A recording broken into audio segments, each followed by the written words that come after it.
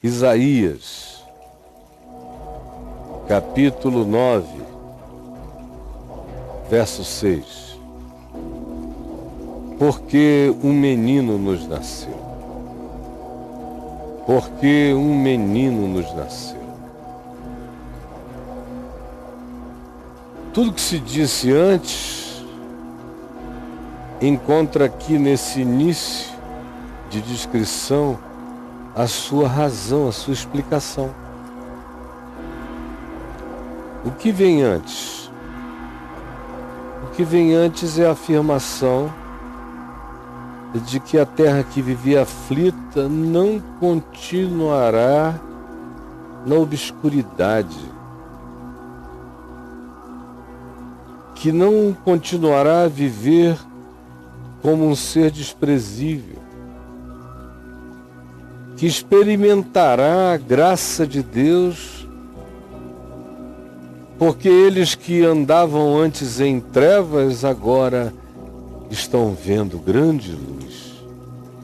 Eles que antes viviam na região da sombra da morte, a eles resplandeceu-lhes a luz. Então ele diz: e agora o nosso coração se enche do espírito da multiplicação.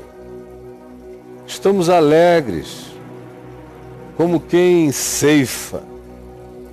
Estamos exultantes, como quem tem um saldo positivo, extraordinário, depois de um ano de esforços.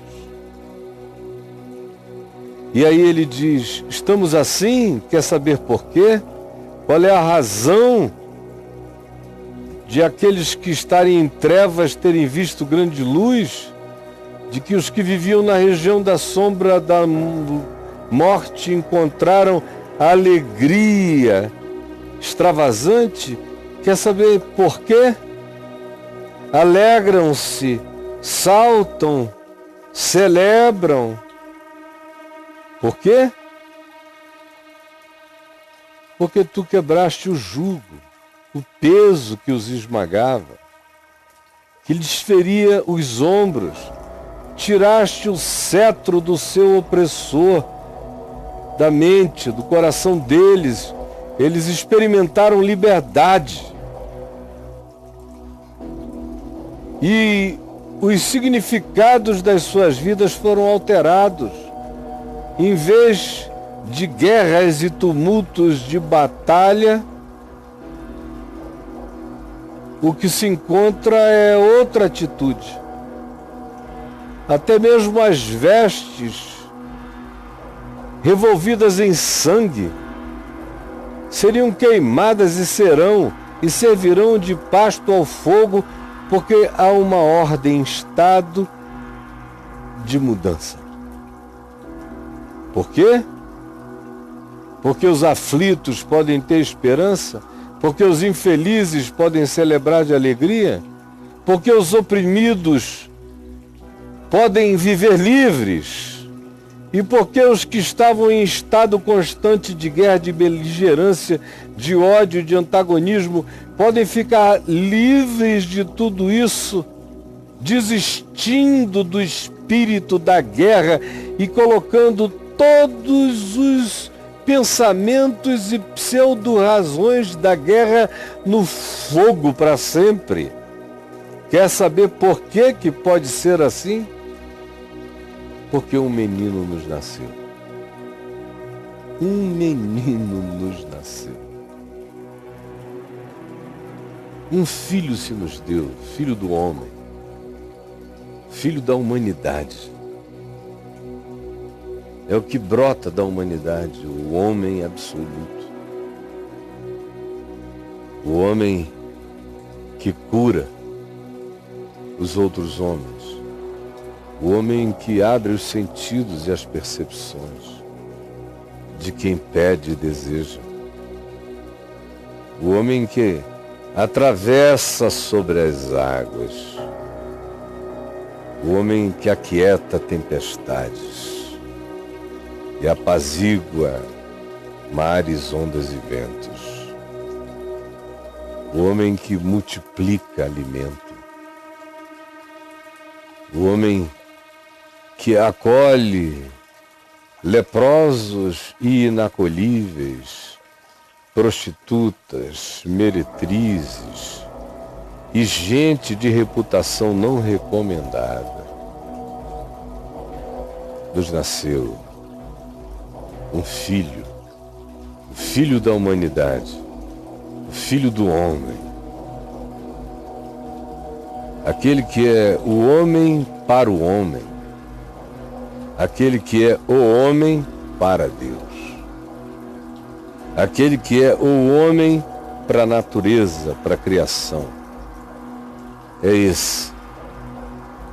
Quem se aproxima dele vai se tornando homem, humano por excelência, absolutamente humano, extravagantemente humano. E aquele que se afasta da referência que ele estabelece pelo seu modo de viver, pelo seu modo de tratar, pelo seu modo de ensinar, pelo que ele ensina, pelo conteúdo do amor, do perdão, da justiça, da verdade, da fidelidade, da sinceridade, da mansidão, do domínio próprio, da coragem, da fé,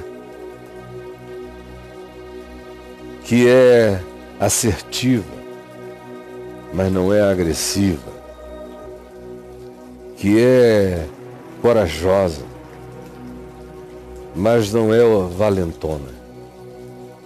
Essa fé que tem ousadia no Espírito Santo, mas que é refreada pelo amor e educada pela justiça.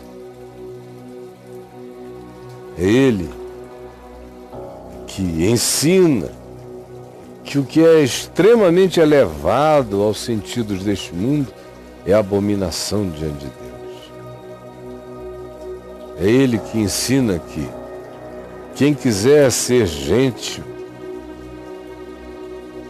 para qualquer que seja a esperança do planeta, precisa tratar a vida como Ele ensinou a tratar, viver como Ele viveu e andar pelo caminho que Ele trilhou, que é caminho de verdade e de vida.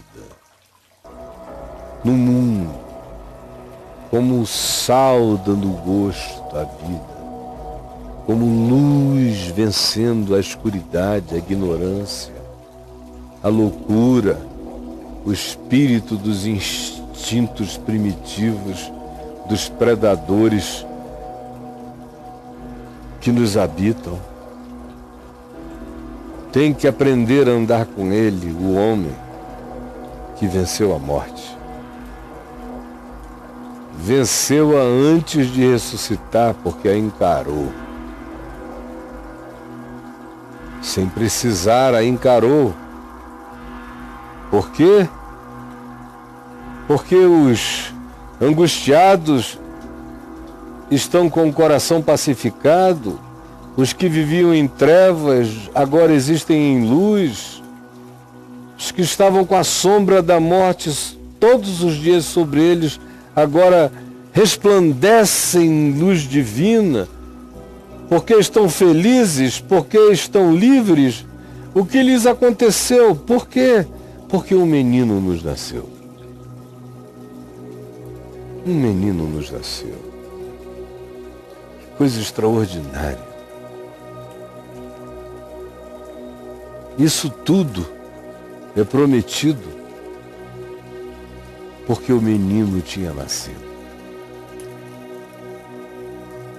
E o governo está sobre os seus ombros. Todas as coisas existem por meio dele e para ele. Ele é antes de todas as coisas, nele tudo subsiste. Ele é Senhor de vivos e de mortos. O reino dele, todavia, não é deste mundo, mas o reino de Deus que só pode se instalar na terra como um trono de verdade e obediência ao Evangelho no coração do homem, que é onde a grande revolução acontece, a única que melhora a humanidade nasce da soma da nossa disposição de acordo com o Espírito de Cristo, com o Espírito do Evangelho, com o Espírito que Jesus encarnou. Antes dele, ninguém foi como ele. Depois dele, ninguém jamais, até aqui, foi como ele. Mas ele não quer que seja assim.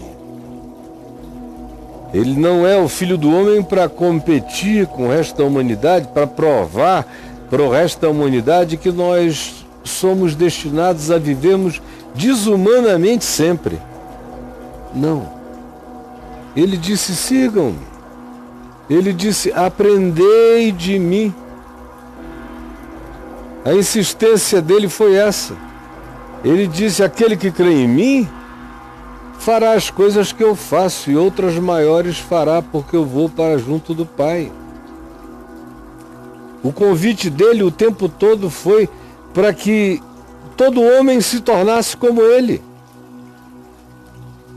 Que todo homem se tornasse como ele em relação ao próximo, que todo homem se tornasse como ele em relação ao Pai.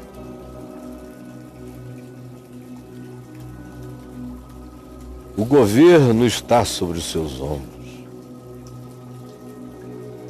O governo até aqui invisível se tornará visível quando do céu e no céu se vir o sinal do Filho do Homem, vindo com poder e grande glória. Mas o governo está sobre os seus ombros. E o seu nome será Maravilhoso Conselheiro. O seu nome será... Aqui na sua Bíblia tem uma vírgula, mas no texto original não tem. Maravilhoso Conselheiro. Aquele conselho da palavra da vida. A filosofia perene. A filosofia indiscutível. A filosofia indisputável. A filosofia chancelada pela ressurreição dos mortos. A filosofia sem filosofia. A filosofia que encarnava a sabedoria. A filosofia da eternidade. Por isso o seu nome será Maravilhoso Conselheiro. Conselheiro da eternidade, o conselheiro de todas as existências, o meu conselheiro. O seu nome será Deus Forte, sendo ele manso e humilde de coração, sendo ele simples e que ensinou a glória de lavar os pés dos irmãos e de servir uns aos outros de maneira despida, nua, como ele fez. E o seu nome será Pai da Eternidade. Ele é que gerou a eternidade. Ele é o eterno. A eternidade é o que decorre do eterno. Ele é o Pai da eternidade. A própria eternidade foi gerada por ele. Sem ele, nada do que foi feito se fez, nada do que é teria sido ou se tornado. Por si só e de si mesmo, ele é o Pai da eternidade. Ele é o Príncipe da paz. Ele é aquele que diz que reconciliação é salvação. E que irreconciliação deliberada hostil, supremacista ou preconceituosa ou intolerância é morte. É morte. Porque ele é o príncipe da paz, é o príncipe da pacificação, é o príncipe da justificação, é o príncipe da reconciliação, é o príncipe da extinção do espírito da vingança e do ódio e da retribuição. Sim, para que se aumente o seu governo e venha a paz. Venha a paz. E o seu reino se estabeleça, para o estabelecer e o firmar mediante o juízo e a justiça, a verdade e a justiça, desde agora e para sempre. Por isso esse menino nasceu. Ontem eu estava conversando lá em Copacabana com um amigo meu de origem judaica e que conhece muito da história de Israel, de política de Israel, da história judaica. E no meio da conversa eu falei sobre o fato irretorquível que nunca a humanidade encontrou ninguém como Jesus. E ele é um homem inteligente. Ficou pensando com os olhos claros e bonitos dele, já amadurecido como ele é. Ele pensou, ficou um pouco em silêncio, falou: pô, cara, isso é impressionante. Olha, para mim essa é a coisa mais chocante. É pensar que no meio daquele mundo, no primeiro século, com toda aquela coisa grotesca, com toda a barbárie, com toda a loucura, com toda a demência imperial, com todo o espírito horroroso das lideranças religiosas, com todo o tribalismo perverso ou imperialismo dominante, com todas as ênfases que havia, com todos os acordos de bom comportamento do seu tempo e da sua era, ele rompe com isso tudo, sozinho, do nada, e traz uma mensagem universal. Ele falou: isso me impressiona. Eu tinha acabado de citar o texto de Paulo, escrevendo aos Colossenses, quando ele diz que em Cristo Jesus não deve mais haver diferença entre homem e mulher, nem entre raças, etnias, nacionalismos. Tudo isso em Cristo tem que ser extinto. E foi aí que ele disse o que disse, e eu fiquei olhando com tanto prazer no meu coração para aquela percepção dele, de que de fato esse menino estourou o mundo, arrebentou todos os parâmetros e continua a ser insuportavelmente para além do que a gente deseja ser como ser humano, infelizmente. Porque a nossa vocação, segundo o Evangelho, é nos tornarmos segundo esse menino. Essa é a vocação em Cristo Jesus.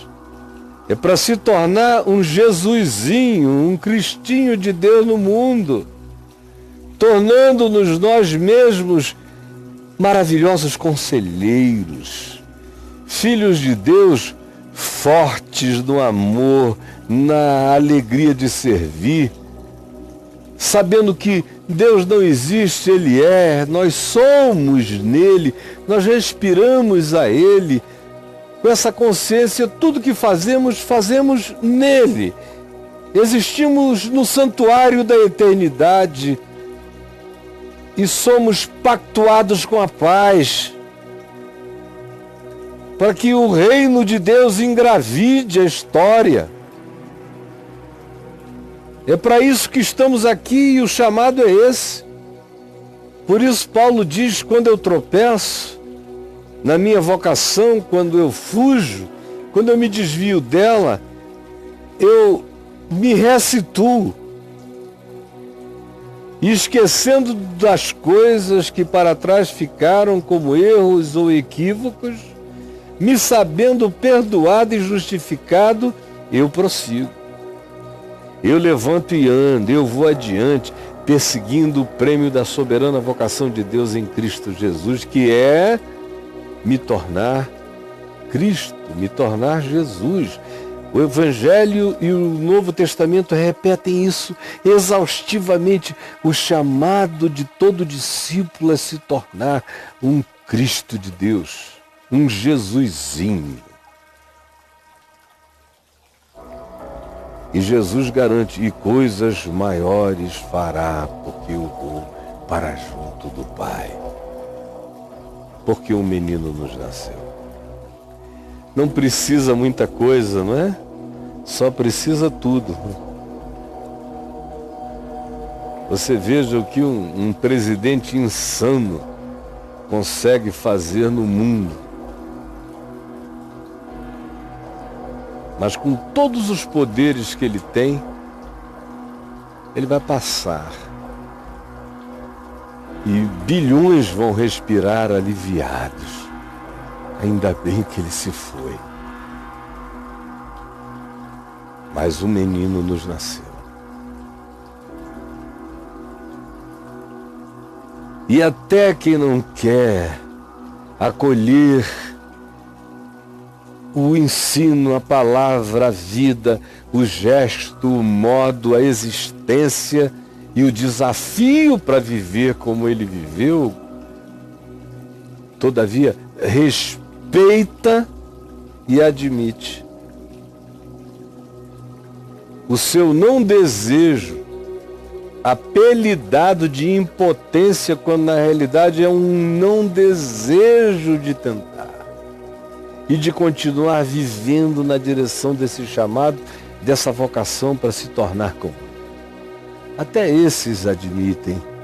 E admitem dando a desculpa de que é elevado demais o padrão do menino que nos nasceu. Mas para aqueles que andavam em trevas, não é assim. Eles veem nele a grande luz.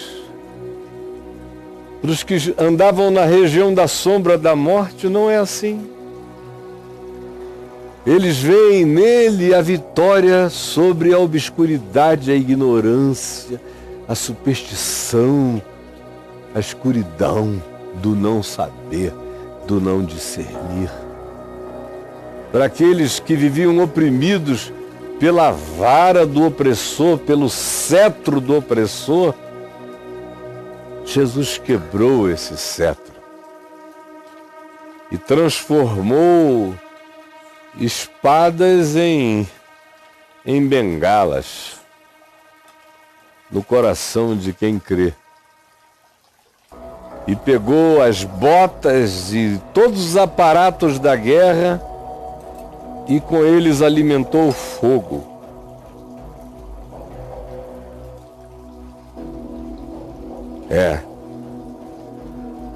Tudo isso porque um menino nos nasceu. E tudo isso não acontece do lado de fora. Isso acontece do lado de dentro. Você já imaginou se esse menino não tivesse nascido? Se até hoje a humanidade não tivesse tido a referência desse menino?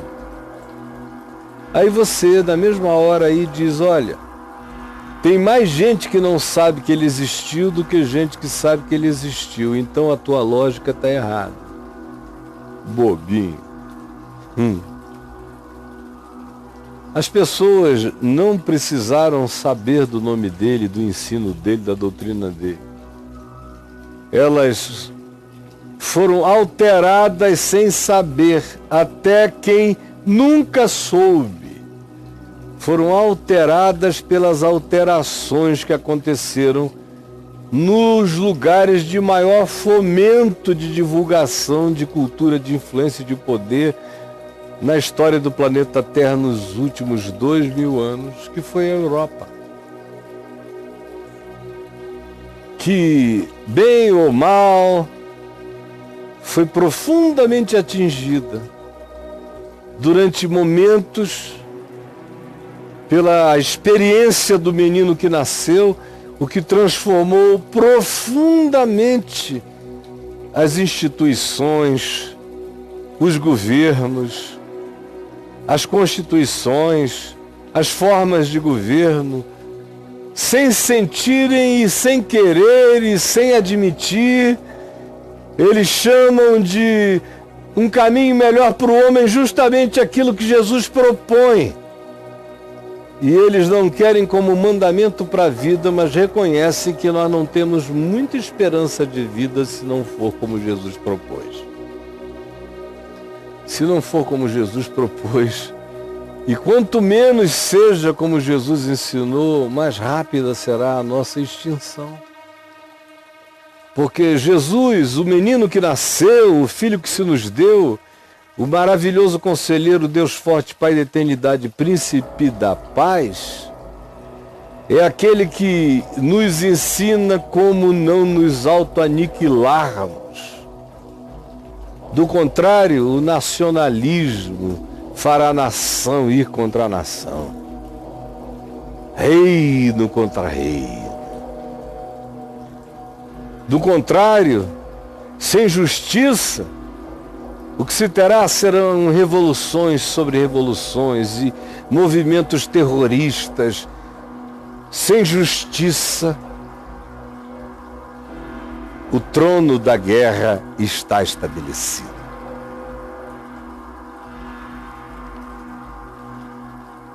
E tudo quanto as sociedades mais civilizadas advogam é na direção da diminuição desse tribalismo ou desses nacionalismos antagonistas,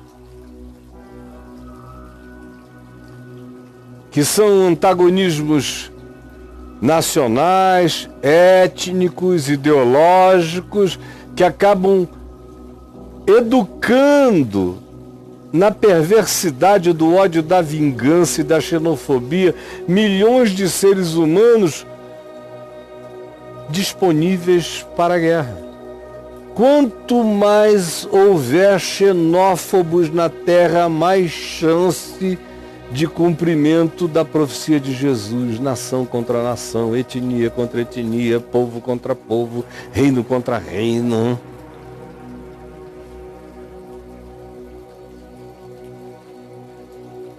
Nós só estamos ainda aqui. Ainda há esses lampejos, ainda houve esses Gandhis de expressão humana, porque um dia um menino nos nasceu. Gandhi mesmo dizia: eu amo o vosso Cristo, eu odeio, detesto o vosso cristianismo. Mas por que houve Gandhi? Não foi por causa de nenhum guru hindu, foi porque um menino nos nasceu. Por que que os grandes arrependimentos que mudaram a história aconteceram?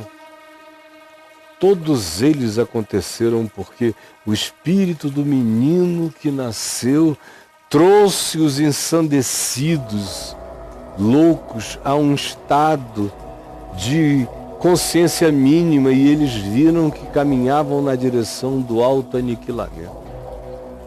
Porque um menino nos nasceu.